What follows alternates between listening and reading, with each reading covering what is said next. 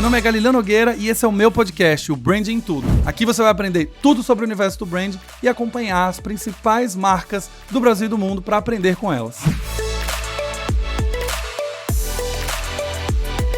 Olá, cidadãos da Galileia! Estamos já chegando naquela fase de final de planejamento de marca para 2023. Ou quem sabe o seu começo do planejamento de marca, não sei. Talvez a sua empresa só liberou a verba agora. E nesse episódio a gente vai falar sobre OKRs de marca. OKRs. Se você não está familiar com a metodologia de OKRs, a gente vai conversar sobre isso no episódio. Mas antes, se você chegou aqui através do link de um amigo, olha, um amigo mandou um link e falou: escute aí, esse podcast é bom. Seja bem-vindo, eu sou o Galileu Nogueira, especialista em branding, com mais de 3 anos de experiência, ajudando a construir marcas muito queridas nesse Brasil. E tô aqui para compartilhar todo o meu conhecimento, gratuitamente aqui no podcast, o meu e o dos meus convidados, que também falam sobre o que aprenderam, o que acertaram, o que erraram, para inspirar você que está aqui ouvindo. No final do episódio, vou te lembrar de dar 5 estrelinhas no seu player favorito, para que ele entenda que esse conteúdo é muito bom e comece a recomendar a gente. E a gente continue nos charts, continue evoluindo e continue crescendo muito, beleza? Bom, falando de OKRs, é uma dúvida super comum. Quais são os OKRs que eu devo definir para a minha área de branding ou para a construção de marca? E aqui é onde mora o perigo. Aqui é onde mora o perigo, mas a gente vai conversar sobre isso. Como o episódio fala de OKR, eu não poderia começar sem explicar o que é OKR. Não vou entrar no nível de profundidade, depois você pesquisa um pouco mais sobre isso, mas vou te dar uma introdução básica. Os OKRs, ou conhecidos como Objectives and Key Results, ou Objetivos e Resultados-Chave, O de Objectives e KR de Key Results. Eles foram criados pelo ex-CEO da Intel, chamava Andrew S. Grove, e eles ficaram conhecidos em 2000, quando uma pessoa, um investidor do Google, chamado John Doerr, tô gastando todo o meu inglês, vocês estão vendo, né? Apresentou essa metodologia para os funcionários do Google, e aí a empresa saiu de 40 funcionários para 85 mil funcionários do mundo inteiro hoje. E é uma metodologia de gestão, é uma metodologia que pode ser usada não só em branding, ela pode ser usada para a empresa inteira. Na realidade, a metodologia de OKRs é usada pela empresa inteira, e na área de branding ela tem os seus desdobramentos, seguindo a mesma metodologia, igualzinho. Só que OKRs são muito polêmicos, porque tem 1000 escolas ensinando OKRs de milhões de jeitos. E eu só consegui trabalhar com um jeito que eu olhei e falei, não, esse faz sentido. Então, por que eu falo que aqui mora o perigo? Porque a metodologia de OKRs, ela precisa ser construída na empresa inteira. Então, tem empresas que fazem os OKR Day, OKR Week, que são justamente semanas feitas para só construir os OKRs e os objetivos e resultados chaves para todo mundo começar a criar em cima disso num determinado período de tempo. Por que é uma confusão o OKR? E com certeza você está ouvindo esse episódio e se na sua empresa já implementaram o OKR, deve ter sido uma confusão, porque todas que eu participei foi uma confusão. A primeira coisa é que existem os objetivos, os Os dos OKRs, que são objetivos corporativos. Os objetivos da empresa toda. Não é objetivos da área de marketing, não, é objetivos da empresa inteira. Para que isso exista, aconteça, precisa ter muita maturidade no assunto OKR e muita maturidade no assunto gestão. Então, em algumas empresas que eu passei, a gente recebia os OKRs e já recebia os Os da empresa. Então, o O é um objetivo, que é uma declaração concisa, pequena, de uma direção que a empresa deseja, e é um objetivo que ele precisa ser inspirador. Então, você quer, por exemplo, ter uma base de seguidores para a marca, uma base engajada e participativa de seguidores. Esse é o grande objetivo. Você quer ser uma love brand, você quer ser uma marca amada. O objetivo, então, é construir uma marca amada pelos seus consumidores. Seu objetivo é crescer e expandir em volume e dominar o Brasil. Os objetivos precisam ser inspiradores. Aqui não é KPI, tá? Não é crescer 20% da marca para ser... Não é isso. É um objetivo. Então, construir uma marca amada e adorada pelos seus consumidores. Esse é o O. Os Key Results são quais os resultados-chave precisam acontecer para que esse objetivo aconteça. Então, para eu ter uma marca mais amada e desejada, e fãs, e construir fãs da minha marca, que resultados-chave impactam diretamente na construção de fãs? E aí você vai tendo os KRs. O KR pode ser satisfação de uso do produto, aí você vai ter uma meta com impacto direto, mensurável. Então você vai ter lá um conjunto de resultados para que quando você olhar para esses 3, 4 ou 5 key results, conjunto de resultados, você fale, cara, estamos na construção de uma marca mais amada. E aí esses key results são definidos junto com sua área. E algumas vezes esses key results vão ser compartilhados. Então, se eu quero criar uma love brand, eu parto do pressuposto que a marca é uma só. Então, o time de branding precisa criar uma comunicação atraente, irresistível, desejável, que gere identificação, que tenha valores, tenha crenças, tenha causas, beleza. Mas se o meu time de produto faz um produto ruim, eu não vou criar uma love brand. Então, o meu key result também tem que incluir produto. O meu segundo key result, o terceiro key result, também tem que incluir atendimento ao cliente. O meu quarto key result também tem que incluir a satisfação do consumidor. Tem que incluir NPS, enfim. Então, os key results precisam ser construídos em várias áreas, principalmente quando a gente fala de construção de marca. O perigo ele mora aí, porque conforme a empresa vai tendo maturidade no uso de OKRs, esse cruzamento entre Os e KRs compartilhados vai ficando cada vez mais fácil. Se a empresa não tem maturidade e nem tem muita experiência em OKRs, vai ficando cada vez mais complicado e vira uma bagunça. Então, nos lugares que eu trabalhei, na minha experiência, como que funcionava? Os Os, que são corporativos, que vêm da fundação do CEO, dos investidores, quem seja, eles geralmente incluíam as áreas principais da empresa. Então, existia um objetivo que era relacionado à marca, existia um objetivo relacionado ao produto, existia um objetivo relacionado à experiência, existia um objetivo relacionado ao financeiro, a break-even ou atingir determinado faturamento, existiam objetivos específicos, mas os objetivos da companhia, eles englobavam 4 ou 5 áreas. Esses objetivos chegavam para nós, então veio lá de cima. A empresa quer construir uma marca amada pelos fãs, beleza. Mas também a empresa quer ser referência e disruptar o mercado através de um produto incrivelmente eficaz. Então era um O de produto, beleza. O pensamento com a gestão e a experiência de OKRs é você falar, beleza, como marca pode ajudar a construir um produto que vai disruptar o mercado. E aí você coloca lá o seu KR em específico, que é, eu acho que dá para fazer uma puta campanha de comunicação, trazendo uma inovação enorme no formato, na maneira de fazer, nos influenciadores que eu vou contratar, na estratégia de campanha, para ajudar ao O corporativo, para que esse O da empresa inteira, que a área de marca consiga ajudar nesse O. Só que, como eu falei, isso depende da maturidade da empresa. E quanto mais cascateamento, mais vai ficando complexo construir OKRs. Então, se você pensa que o O veio lá dos investidores, da direção. Aí esse O cascateou para toda a empresa. Aí você tem os seus Os de marketing, aí você tem os Os de social media, tem os Os da house de criação. Então todo mundo vai criar os seus Os em cima dos Os corporativos. Todo mundo vai criar os seus Ks, Rs baseado nos KRs corporativos. Então vai ficando cada vez mais complexo. Por isso que eu falei, OKR é um negócio que você precisa estudar muito, dar uma olhada. A empresa tem que estar na mesma sintonia e tem que começar simples. Então, eu trabalhei com um cliente agora que a metodologia de OKRs dele era um pouco diferente, era um pouco complexo de entender. E aí a minha proposição para a área de branding foi, vamos fazer o seguinte, quais são os objetivos da empresa? O objetivo da empresa é faturar tanto. Eu tô falando aqui, os objetivos eles eram inspiradores, tá? Mas eu tô falando para vocês entenderem de uma maneira simples. Então, o objetivo era ser a maior marca de referência nisso aqui, o objetivo era atingir o break-even, nananã, o objetivo era ter o caixa saudável até o final do ano, o objetivo é ser a primeira marca aqui, nananã, e tinham vários objetivos corporativos. Então, desses, quais marketing e branding conseguem ajudar? Eu consigo construir um produto que seja desejado e admirado e consigo contribuir para construir uma reputação corporativa.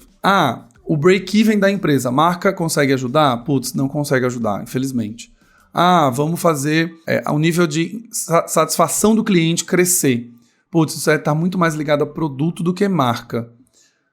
Eu não vou conseguir ajudar. Então, a gente já ia eliminando e se comprometia com os Os corporativos que a gente poderia contribuir. Os que a gente não poderia contribuir, paciência, as outras áreas vão contribuir. Então, NPS, por exemplo, experiência de uso do produto, recomendação, promotores, detratores, estavam muito ligados a atendimento ao cliente e experiência de produto. Então, marca consegue ajudar? Consegue. Mas se você não tem maturidade para cruzar todos esses OKRs, não tem equipe suficiente, não tem mão de obra, não tem verba, escolha suas batalhas. Então, eu lembro que nesse cliente a gente teve um O que era um O financeiro mesmo da empresa, que a gente até falou, cara, talvez se a gente reduzir as despesas de marketing, se a gente usar mais o orgânico, mas tem uma hora que você fala assim, cara, será mesmo que a gente ficar fazendo essas ações, esses key results para reduzir para orgânico, ou a verba e tal, vai contribuir com o break-even da empresa nesse nível. Aqui eu tava falando de uma empresa pequena, não tô falando de uma empresa grande que gasta 20 milhões em mídia, que isso tem um puta impacto na empresa. Então vai escolhendo suas batalhas, tá? Então já falei aqui uma breve introdução sobre OKRs do modo geral, mas pensem que o objetivo precisa ser inspirador, Key Results precisam ser mensuráveis e resultados com impacto direto. Aí são metas mesmo. Os Key Results são resultados chaves. Se eu tiver 98% de satisfação do cliente, eu estou ajudando a construir uma marca amada. Se eu tiver 80% dos comentários em social media positivos, estou ajudando a construir uma marca amada. Então, o meu O, construção de uma marca amada, meu KR1 é NPS, meu KR2 é saúde de marca em rede social, por exemplo. Mas vamos agora falar sobre os objetivos de fato que branding pode se comprometer. E aqui a gente entra em 2 cenários. O primeiro cenário é se a sua empresa tem mensuração de marca, se ela faz um brand tracking, se ela tem um instituto de pesquisa com você, e se a sua empresa não tem isso, é um outro cenário. Vamos ao cenário ideal, o cenário que você tem uma mensuração de marca. Você sabe exatamente qual é a sua força de marca, qual é o seu momento de marca, a sua associação com atributos. Se você tem a pesquisa, os seus OKRs vão ficar muito mais fáceis de ser construídos. Você vai saber se sua marca está tendo uma força ou uma fraqueza em determinado atributo, e você pode definir que um objetivo dos seus KRs sejam fortalecer aquele atributo. Ou, se você está uma marca que é desconhecida, ela tem um baixo awareness, o seu O é tornar a marca conhecida. Se você tem uma marca que é conhecida e considerada, mas ela não é preferida, talvez o seu O seja transformar em preferência. Por isso que eu defendo tanto que as empresas paguem por um estudo de marca. Porque além de ser um estudo útil para todo mundo, produto, marketing, branding, serviço, experiência, etc., na hora de você definir metas e objetivos, você tem um estudo, você tem uma base, você tem um indicador quantitativo, você tem número para falar. Vou colocar o meu O baseado em construção de awareness porque minha marca é só conhecida por 3% da minha audiência. Então agora eu tenho um grande KR para ser construído, tem um grande O que vai ser definido na minha área e vai ser mensurado, inclusive. Então chega de ficar construindo Os baseado em nada, baseado em, eu quero tornar minha marca amada, quero tornar minha marca conhecida. Sim, conhecida quanto? De quanto para quanto? A gente vai sair do 0 para 2? Então o que é no final das contas? Isso é uma das coisas que eu me revolto muito, vocês estão ouvindo já pelo meu tom de voz aqui. Eu me revolto muito justamente porque sem uma ferramenta de mensuração eu não consigo construir bons Os, nem bons KRs, nem nada. A minha estratégia fica completamente solta e achismo. É baseado no que eu acho que está acontecendo.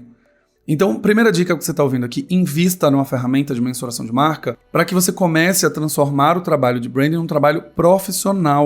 A gente saia do amadorismo, do achismo e passe a ter número, passe a ter mensuração, passe a ter métrica, passe a sair de um lugar e para o outro e você falar, bom, eu vou pedir 40 milhões de reais em mídia porque eu tenho um grande desafio que é sair de 4% de awareness para 12% de awareness até dezembro. E agora a gente sabe que vai ser um grande trabalho, porque meu concorrente tem 49% de awareness, ele tem 69% de preferência, e eu estou no mercado completamente difícil e muito disputado. Eu tenho argumento para pedir o dinheiro, tenho argumento para aplicar o dinheiro, tenho argumento para mensurar o trabalho, tenho argumento para poder mudar a rota no meio do caminho, porque eu tenho uma ferramenta. Então esse primeiro cenário é o cenário ideal. Nos lugares que eu passei, eu definia os Os e os KRs baseado em pesquisa. Então, trabalhei em marcas que tinham awareness baixo, e os meus Os eram focados em construir marcas conhecidas, tornar marcas preferidas. Eu já trabalhei em marca que tinha um awareness muito alto e uma consideração muito baixa. Então os meus Os eram baseados em fortalecer determinados atributos que a marca não era percebida e era muito importante ela ser percebida. Segurança, confiança, por exemplo. Então eu tinha Os e KRs específicos. Eu tinha marcas que tinham awareness alto, consideração alta e preferência baixa. Tinham áreas que não conseguiam, marcas que não conseguiam, por exemplo, fazer um desdobramento. Ela queria atuar em um novo segmento. Ela queria aumentar o mercado. Ela queria sair de só mobilidade urbana e agora de ser pagamentos. Então agora tinha um outro desafio, que era estender a marca para um outro segmento, para uma outra audiência, para um outro público, que exigia outros atributos. Então com a pesquisa fica fácil de definir, fácil de trabalhar e você tem um objeto palpável nas mãos. Coloquei 10 milhões, saí de uma awareness de 4%, para 8% em 6 meses. Significa que a comunicação está fazendo efeito, a comunicação está atingindo a audiência e eu vou avaliando as outras métricas. Então, sem pesquisa, você vai fazer baseado no que você acha, infelizmente. O que eu geralmente gosto de fazer para OKRs de marca? Fortalecer o funil de marca. Então, você tem lá awareness, consideração, preferência e lealdade, por exemplo. Você olhar qual que é o seu status atual de marca hoje. Por exemplo, Os de aumento de awareness quando a marca precisa, ou aumento de preferência quando a marca precisa. E também gosto de ter Os baseado nos atributos de marca. Então, você tem atributos que são muito importantes para a categoria. Então, confiança é muito importante para a categoria de saúde. Credibilidade é muito importante para a categoria de banco. Segurança é importante. Mobilidade urbana era segurança, percepção de preço. Eram dois atributos muito importantes. Quando você olha para YouTube, canal de educação financeira, Me Poupe, a gente tinha um conteúdo que você se identifica, um conteúdo que serve para você, a marca ser uma marca prestadora de serviço. Então, eu enxergar essa marca como um grande serviço para mim, ou a marca ser transformadora, a gente estava falando de marcas que estavam caminhando, no caso de Me Poupe, estava caminhando para ser uma love brand. Ela estava construindo a sua imagem para ser uma marca amada, porque tem um impacto direto na vida das pessoas. A pessoa assistiu um conteúdo, assistiu 2, 3, 4, saiu do SPC, saiu do Serasa. A chance dela amar essa marca é enorme. Então, eu tinha outros desafios. Então, eu geralmente conseguia construir os OKRs baseados em quê? No máximo 4 objetivos, eles precisavam estar conectados ao negócio. Então, o negócio precisava ter um O de marca, um O de preferência, um O de paixão, um O de tudo. E eu em branding também teria.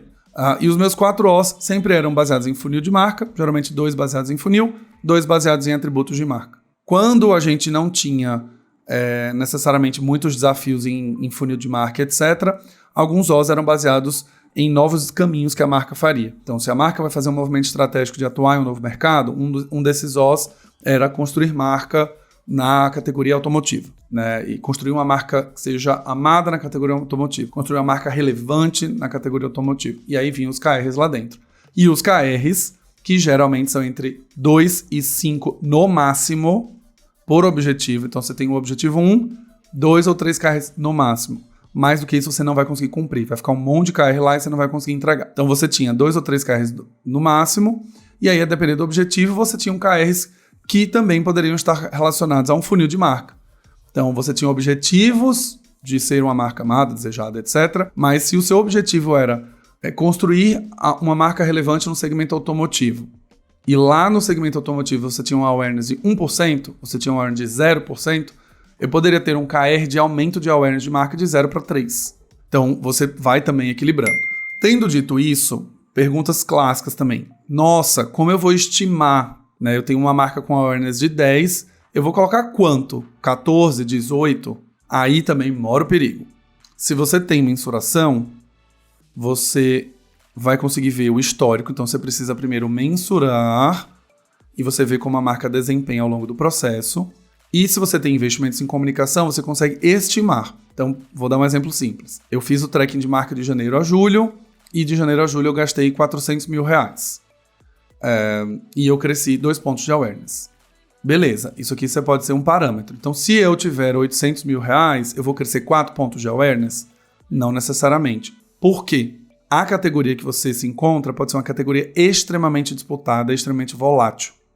Então, a categoria que tem novos entrantes o tempo inteiro, categoria que tem marca chegando toda hora, categorias que tem uma verba bilionária.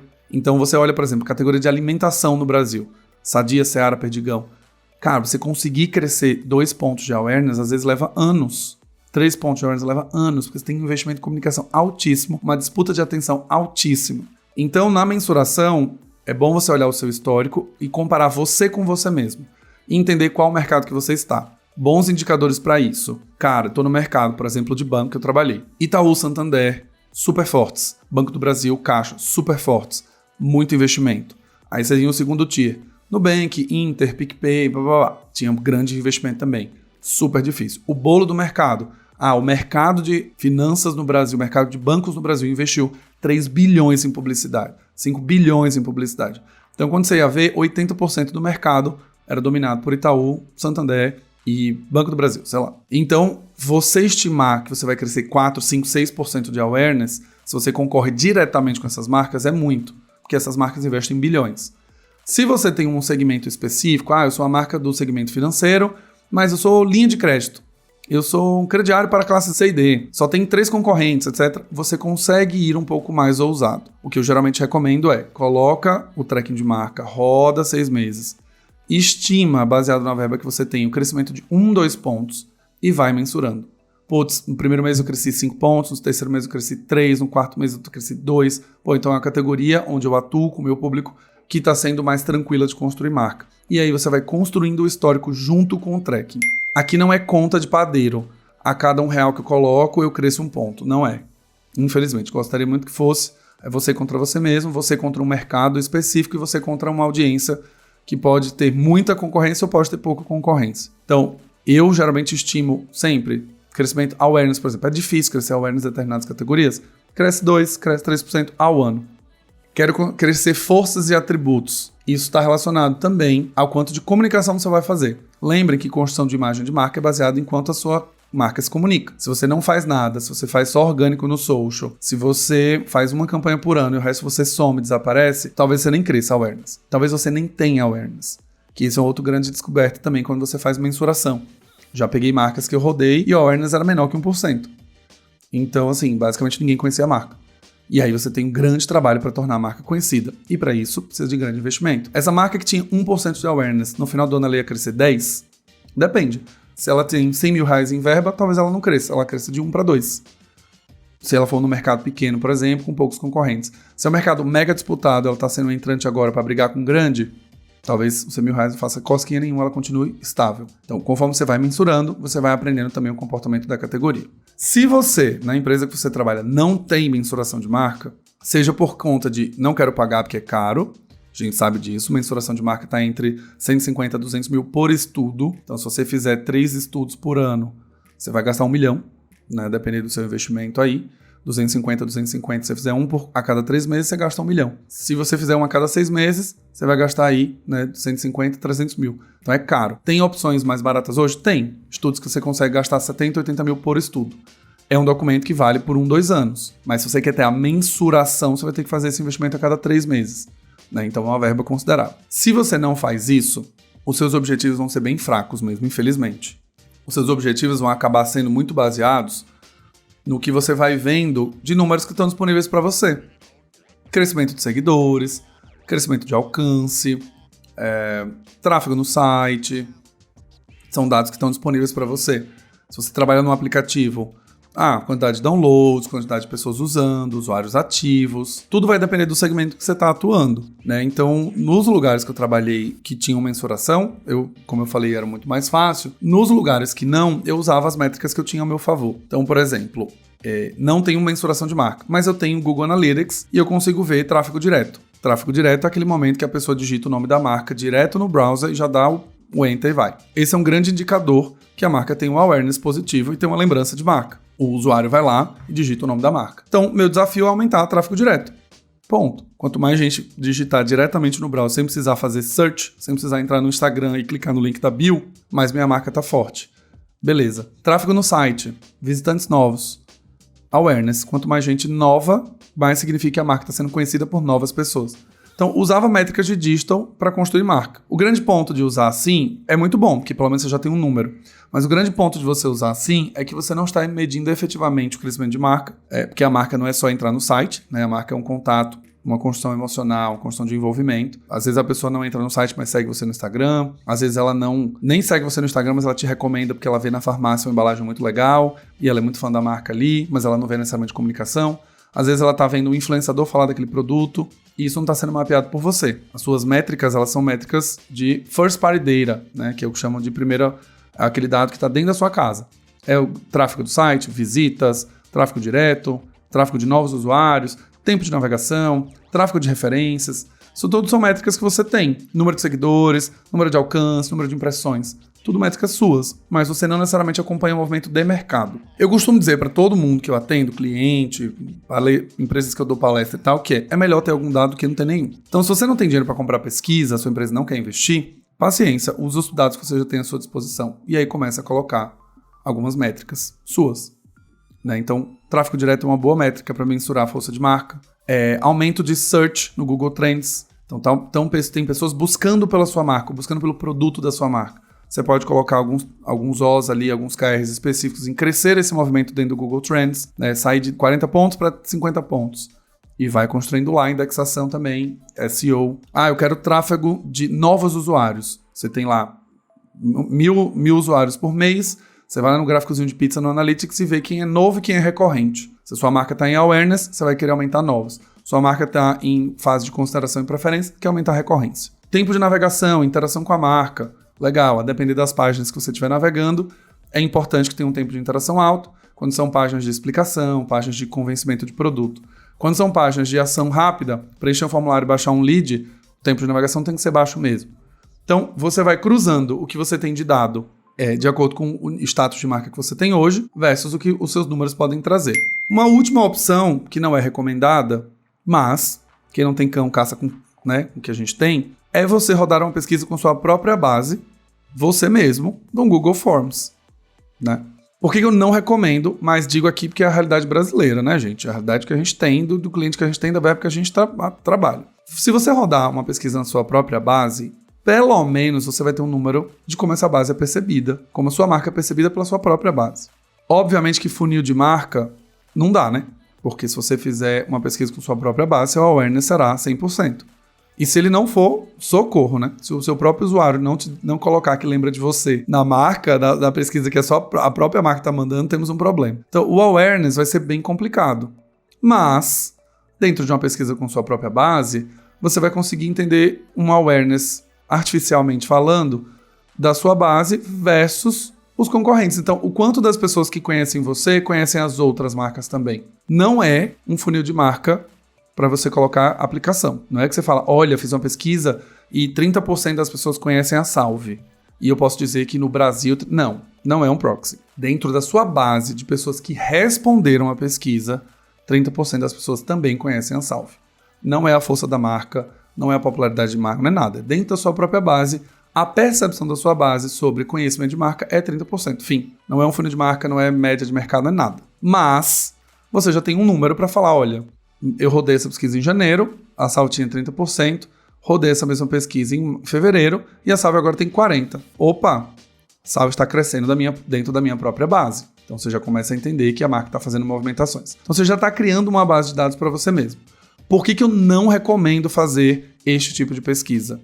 Porque, primeiro, você não é pesquisador. Segundo, você talvez não saiba fazer estatística para poder cruzar dados e fazer inferências. Pode ser que as suas análises elas sejam bem enviesadas, ou bem mal estruturadas, porque justamente a gente pode vir de humanas, né? Não necessariamente saber nada de exatas, estatística, proporção, média ponderada, para fazer qualquer inferência. E o 3 chama viés. A maneira como você constrói um questionário pode dar um viés que não seja um viés positivo para o que você precisa. Exemplo, estou criando lá uma pesquisa lá para entender preferência de marca, e aí eu coloco assim. Primeira pergunta, na sua opinião, o quão boa é a marca Galileu Nogueira, de 1 a 10? O quão boa é a marca Galileu Nogueira, eu já enviesei completamente a pesquisa. Eu já induzi, eu já coloquei um adjetivo ali em cima na pergunta. Eu não dou margem para as pessoas acharem, né? Eu enquadrei, usei um viés cognitivo de enquadramento para que as pessoas elas já partam do pressuposto que a marca é boa. E mesmo que ela dê a pergunta se diz sobre quão boa é a marca. Então, não significa que a marca é ruim. Ela só não é boa para tomar um 10, mas ela é de boa. Vocês entendem? É uma nuance muito pequena, mas ela pode enviesar o resultado da pesquisa inteiro, a interpretação inteira da pesquisa. Então, eu não recomendo, não gosto de fazer, não recomendo para cliente, não falo para aluno, não falo nada. Mas eu falo para cá porque se você minimamente achar que tem condições de escrever um questionário imparcial e usar esses dados para, pelo menos, uma defesinha interna lá de verba, um controle próprio ali, só para entender como está a movimentação de concorrente. Você quiser testar um posicionamento que você vai definir e perguntar o quanto a pessoa concorda com aquela afirmação de 0 a 10. Pensa que é o improviso do caseiro para você ter algum dado na sua mão. Então, se você tiver isso e quiser fazer isso, pode. Marca é sua, faz o que você quiser, não é mesmo? Mas eu não recomendo. Estou falando 1000 vezes isso que eu não recomendo. Mas se você quiser fazer, é um bom número para você ter como um parâmetro. Você fala, legal. Agora eu já sei o quanto da minha base conhece as outras marcas, eu sei percepção de qualidade, então posso fazer umas perguntas abertas sobre como que essas pessoas, que adjetivos elas dariam para minha marca, como que é a relação dela com o produto, como que é a relação dela com a marca concorrente, você entender o que ela leva em consideração na hora de escolher determinado produto, por que ela escolheu a sua própria marca. É quase uma grande qualitativa feita de uma maneira quantitativa. Mas é melhor do que você ter nada. Então eu fiz uma vez para um cliente de cosméticos que não tinha como pagar, né? Ele estava sem verba para pagar uma pesquisa. E aí como eu já tenho uma certa experiência fazendo pesquisa, tive muito cuidado na hora de fazer um questionário, simples, mas eu queria entender por que as pessoas escolheram a marca dele, que elas levam em consideração na hora de escolher um cosmético, qual foi o principal ponto que fez a pessoa escolher a marca, quais outras marcas ela lembra, quais outras marcas ela jamais usaria, quais as marcas recomenda para um amigo. Então, eu tinha pelo menos um parâmetro ali para saber onde ele estava situado. Era na própria base dele. Então, a gente fala de viés, né? O viés não tem juízo de valor, como já diria o Zé Lucas. Então, esse viés era positivo. Tipo, minha própria base, eu sei exatamente o que os meus consumidores estão pensando. O que está no mundo lá fora, eu não tenho ideia. Mas, eu acho que aqui eu já te dei algumas chaves muito boas para você pensar em OKRs. Se você tiver alguma dúvida, me manda uma DM, entra no site, manda um formulário de contato. Mas acredito que agora no seu planejamento ele vai ficar um pouquinho mais completo se você tiver essa visão de um OKR bem construído, que esteja ligado ao negócio da empresa e simplificado. Se a empresa não tem maturidade, faz os OKRs de branding baseado nas datas que você tem. Se você conseguir conectar com os objetivos corporativos, maravilhoso, evita muito cascateamento, tá? Evita ficar o negócio, aí depois branding, aí depois social, aí depois... Não, faz só de branding então, e aí social tá no bolo também. Faz só de marketing, e aí branding tá no bolo junto com social, etc. E tem os OKRs de marketing. Beleza? Se você gostou desse episódio, não esquece das 5 estrelinhas, seu player favorito, e encaminhar para pelo menos 3 amigos para aprenderem a fazer OKRs de marca. Se você não fizer isso, você perde o passaporte Cidadão Galileia, e eu sei que você não quer fazer isso, tá bom? Um abraço e vejo vocês no próximo Branding Tudo Podcast.